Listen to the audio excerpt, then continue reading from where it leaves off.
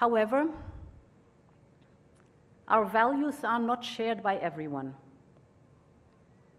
We all see the rising challenges to our open and free societies. This is true for the technological and the economic domain, but it is also true for security. The reality is that the core principles that underpin peace and security across the world are at stake, in Asia as well as in Europe. The images coming from Russia's attack on Ukraine have shocked and are shocking the whole world.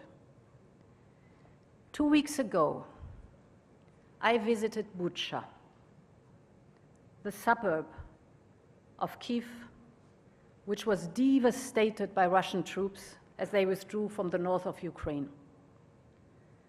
I saw with my own eyes the bodies lined up on the ground. I saw the mass graves. I listened to survivors of atrocious crimes the Kremlin soldiers committed. I saw the scars of bombed schools and resident houses and hospitals. These are severe violations of international law, targeting and killing innocent civilians, redrawing borders by force, subjugating the will of a free people. This goes against core principles enshrined in the UN Charter. In Europe, we see Russia's aggression as a direct threat to our security. We will make sure that the unprovoked and unjustified aggression against Ukraine will be a strategic failure. This is why we're doing all we can to help Ukraine fight for its freedom. This is why we immediately imposed massive, sharp, and effective sanctions. Sanctions are never a standalone solution. They are embedded in a broader strategy that has diplomatic and security elements.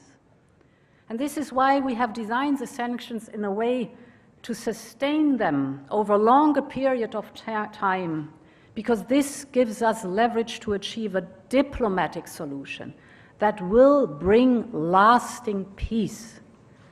And we urge all members of the international community to support our efforts for lasting peace. And if we consider what it means for Europe and Asia, that Russia and China have forged a seemingly unrestrained pact,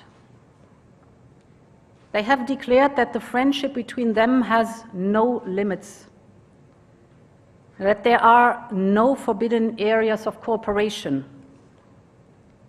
This was in February this year. And then the invasion of Ukraine followed. What can we expect from the new international relations that both have called for? Ladies and gentlemen, this is a defining moment. Our decisions in these days will shape decades to come. Our response to Russia's aggression today will decide the future of both the international system and the global economy. Will heinous devastation win, or humanity prevail? Will the right of might dominate, or the rule of law?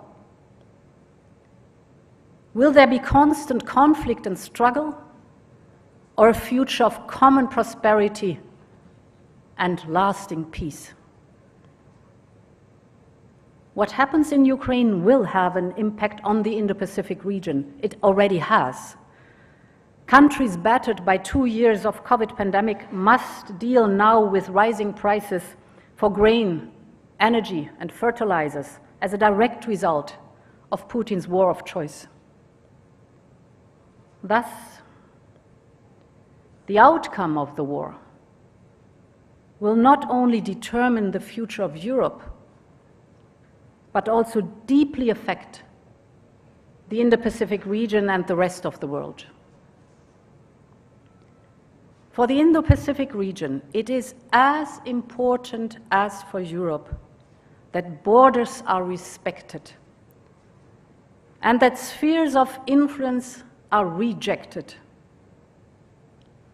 We want a positive vision for a peaceful and prosperous Indo-Pacific region. The region is home to half of the world's population and 60% of the global GDP.